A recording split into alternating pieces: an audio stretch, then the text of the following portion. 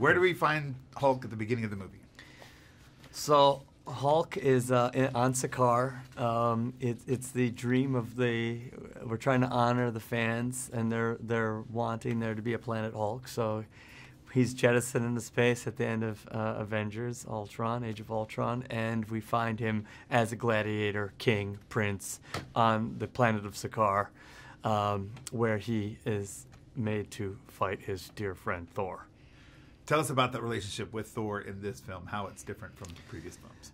Well, you rarely ever got to see, first of all, you never get to see Thor and Hulk just hanging out. We never got to see Hulk other than just when he's raging and destroying things. Now we get to see who Hulk is when he's not angry, not totally angry. And we get to hear him speak, see how he lives in his apartment, his bachelor pad. And so it's a much more interesting, complex relationship that he has with Thor. He actually has scenes with Thor other than punching him or hitting him and fighting with him.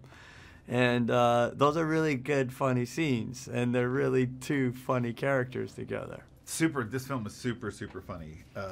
Great. You know, so tell us about, I know you work in green screen, but also practical sets that go along with it. What was your favorite set to work with and on? I love Hulk's apartment. Everything's huge. You know, there's toys laying around. There's giant, like, gladiator gear.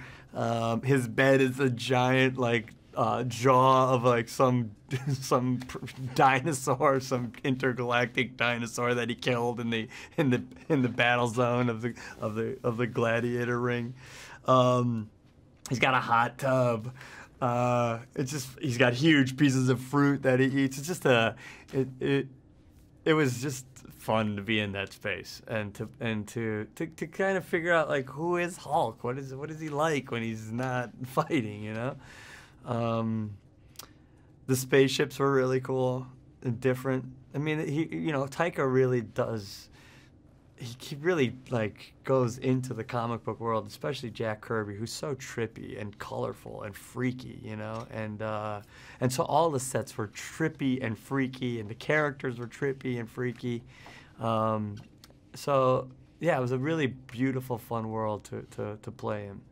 The comic book mentioned there's so many scenes that it's the slow motion stuff that just almost look like it's a comic strip frame. Yes. It's so great. Yes. What did you like best about working so closely with Chris on this film? Just playing with him and the kind of arena that Taika makes.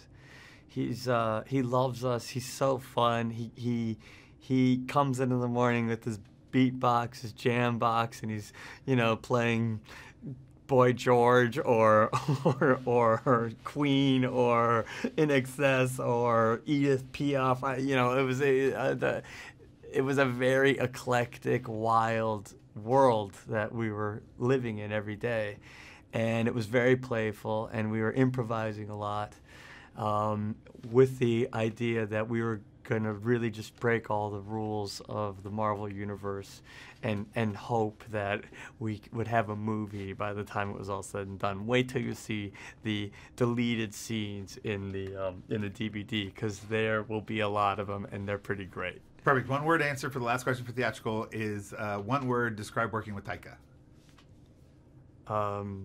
Glorious.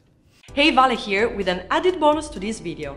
Now, just like me, I'm sure you love movies, and I've got some pretty interesting movie budget facts, if I do say so myself.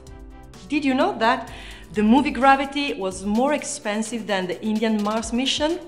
Yes. Paranormal Activity cost less than $15,000 to make, but crossed over $193 million. The production of Disney's film Tangled was more expensive than Avatar's production. Best Picture Oscar winner Moonlight was made for only $1.5 million. There hasn't been a Best Picture winner with a budget that low since Rocky. Napoleon Dynamite had a budget of only $400,000, and John Heather was paid only $1,000 for his role as Napoleon. Pirates of the Caribbean on Stranger Tides officially holds the record for the most expensive movie ever made, with a budget of $378.5 million. Okay, so if you want to watch more videos like this, hit the subscribe button and ring the notification bell so you receive the videos the moment they are online. Bye bye!